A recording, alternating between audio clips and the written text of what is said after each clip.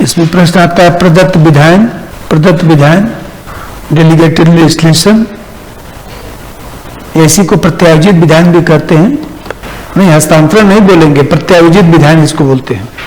हस्तांतरण डेलीगेट करना, इसमें पहले भूमिका और फिर जो इसका विश्लेषण,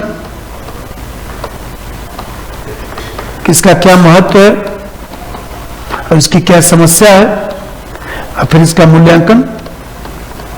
ये भी प्रश्न आता है कि प्रत्यायोजित विधान से क्या समझते हैं, वर्तमान में इसकी क्या उपयोगिता है। अब जब देखिए, जैसे मान लीजिए कि ये जो सरकार है, अब कभी जैसे पूछेगा आवश्यकता क्यों, आवश्यकता क्यों, तो आवश्यकता क्यों पूछेगा तो यही महत्व लिखा जाएगा। अब ये डेलीगेटेड लेजिस्लेशन है क्या चीज, ऐसे समझिए कि सरकार है, सरकार के 3 अंग हैं, विधायिका, कार्यपालिका और न्यायपालिका। बताइए विधायिका क्या करती है, कानून बनाती है। तो विधायिका कानून बनाती है, कार्यपालिका उसको लागू करती है और न्यायपालिका न्याय करती है। तो अब विधायिका मान लीजिए कानून बनाने का कार्य जो है कार्यपालिका को सौंप दे और अधिकारी लोग ही जो है अपना लिख पढ़ के कानून दे दें और उसी को कानून बना दिया जाए, तो ठीक नहीं है ना। तो यही जो विधायिका कानून बनाने का जो कार्य है वो जो कार्यपालिका को हस्तांतरित कर रहा है और अधिकारी लोग ही बैठ के साइबर पर कानून बना देते हैं। अब विधायिका के भीतर बिना जो है विचार विमर्श के पारित करके भेज दिया जाता है, वही कानून बन जाता है। इसी बात को डेलीगेटेड लेजिस्लेशन कहा जाता है। मतलब लेजिस्लेशन का काम जो था वो डेलीगेट कर दिया गया, किसको, कार्यपालिका को। अर्थ लिखिए, सरकार के ऐसे लिख दीजिए, सरकार के पूरा ही लिखिए। सरकार के 3 अंग होते हैं, जिसमें विधायिका का प्रमुख कार्य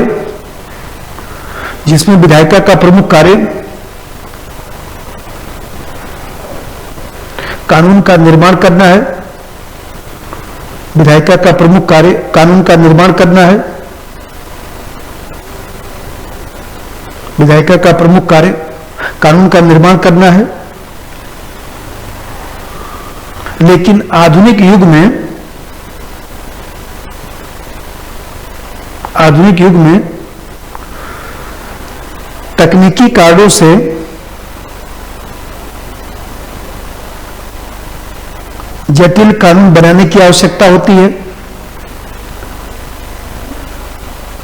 जटिल कानून बनाने की आवश्यकता होती है। जटिल कानून बनाने की आवश्यकता होती है। अतः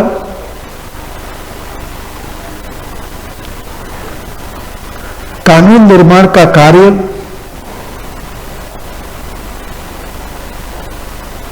कार्यपालिका, कानून निर्माण का कार्य कार्यपालिका ब्रैकेट में नौकरशाही। भाई कार्यपालिका में 2 हो गए ना, राजनीतिक कार्यपालिका और प्रशासनिक कार्यपालिका। तो प्रशासनिक कार्यपालिका भी तो कार्यपालिका का अंग है। ब्रैकेट में नौकरशाही ब्रैकेट बंद।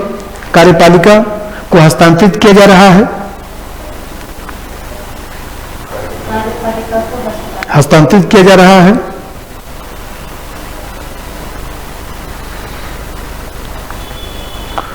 प्रशासन के लोग ही विधेयक तैयार करते हैं।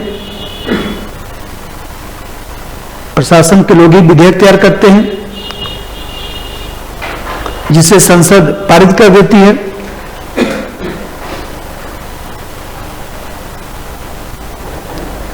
इसी पहलू को प्रदत्त विधान कहा जाता है। लागू नहीं करते, तैयार करते हैं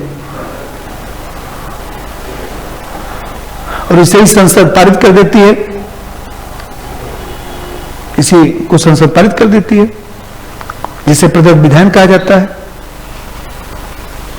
जिसे प्रदत्त विधान कहा जाता है।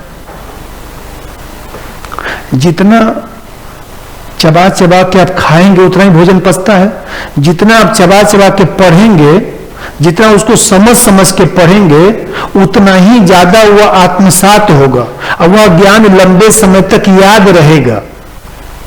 तो रटने की जगह पर हमको चीजों को समझना है। चाहे कहानी से समझिए, चाहे वो तर्क बुद्धि से समझिए, चाहे वो देखा जाए तो फिगर बना के समझिए। भाई विधायिका का काम क्या है? आप ही बोलिए। कानून बनाना। अब विधायिका कानून न बनाकर मान लीजिए कार्यपालिका में जो प्रशासनिक कार्यपालिका है उसको दे दे कि भाई आप ही विधेयक तैयार कर दीजिए, यही लोग विधेयक बना दें और उसी को संसद में पारित कर दिया जाएगा, तो ऐसी व्यवस्था को प्रदत्त विधान करेगा। ठीक है। अब इसका महत्व आदमी की आवश्यकता क्यों? दो तरह से प्रश्न बोलता है ना। प्रश्न बोलता है कि प्रदत्त विधान की आवश्यकता क्यों महसूस हो रही है। आया हुआ क्वेश्चन, प्रदत्त विधान की आवश्यकता क्यों महसूस हो रही है, क्यों प्रदत्त विधान को बढ़ावा मिल रहा है, या मान लीजिए कुछ उसमें जोड़ देगा कि वर्तमान जो है उत्तर आधुनिक समाज में प्रदत्त विधान को निरंतर बढ़ावा मिल रहा है, कारण स्पष्ट करें, तब भी वही लिखना है।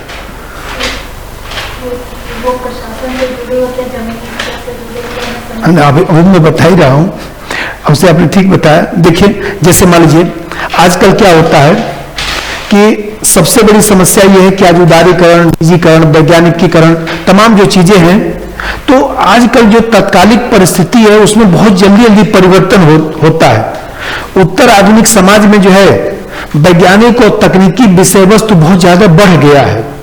अब मान लीजिए हम कहते हैं कि साइबर अपराध, अब साइबर अपराध के लिए कानून बनना है, संसद के भीतर मान लीजिए विचार विमर्श चल रहा है। कितने लोग साइबर अपराध के बारे में जानते होंगे? वहां ढंग से कंप्यूटर चलाना तो जानते नहीं होंगे।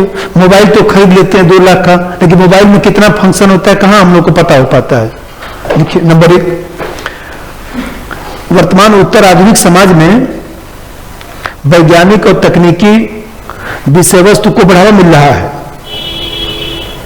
वर्तमान उत्तर आधुनिक समाज में वैज्ञानिक और तकनीकी विषय वस्तु को बढ़ावा मिल रहा है।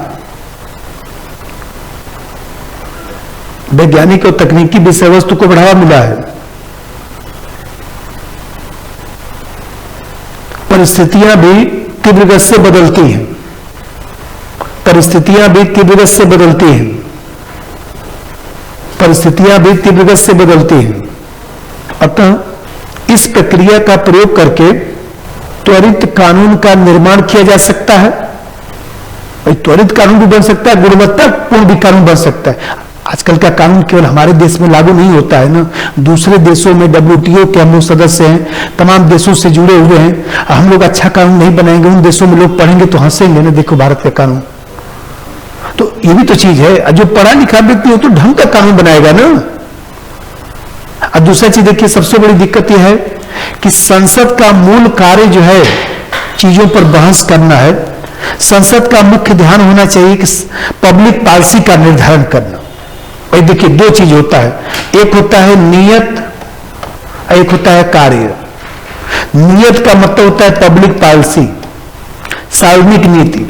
सार्वजनिक नीति, नियत व्यक्ति का गलत नहीं होना चाहिए, कार्य गलत हो सकता है। मान लीजिए हमारी नियत ठीक नहीं है, कोई व्यक्ति उधर से आ रहा है, मैं लड़ गया, गलत।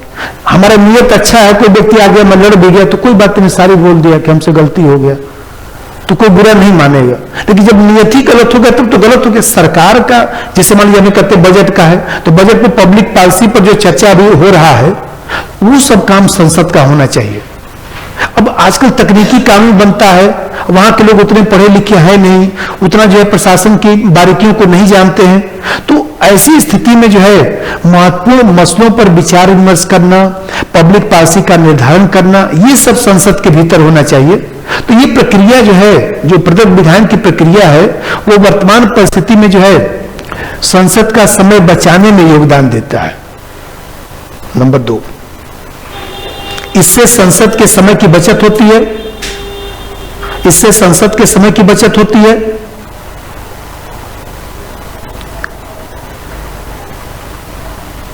और संसद अपना ध्यान सार्वजनिक नीति निर्धारण, संसद अपना ध्यान सार्वजनिक नीति निर्धारण,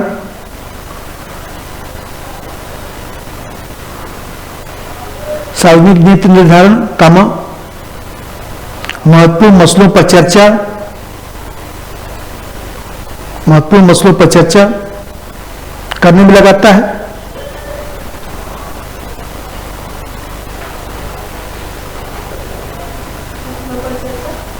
महत्वपूर्ण मसलों पर चर्चा पर ध्यान लगाता है। तीसरा बात देखिए, हम कहते हैं कि व्यवहारिक धरातल पर भी इस प्रक्रिया का उपयोगिता है। क्यों? क्योंकि आप देखते हैं कि नौकरशाही का जो व्यक्ति है, एक तो विशेषज्ञ व्यक्ति भी है, आम जनता से हमेशा जुड़ा रहता है।